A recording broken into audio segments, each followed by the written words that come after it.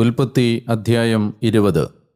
Abraham അവിടെ നിന്ന് നെഗബ് പ്രദേശത്തേക്ക് യാത്ര തിരിച്ച് കാദേശിനും ശൂറിനുമിടയ്ക്ക് വാസമുറപ്പിച്ചു.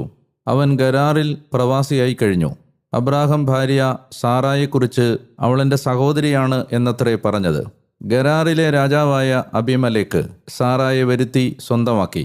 ആ രാത്രി സ്വപ്നത്തിൽ ദൈവം അബിമേലെക്കിനെ സമീപിച്ച് അവനോട് പറഞ്ഞു, നോക്കൂ, നീ സ്വന്തമാക്കിയിരിക്കുന്ന സ്ത്രീ നിമിത്തം നീ മരിക്കും, കാരണം അവൾ ഭർതൃമതിയാണ്.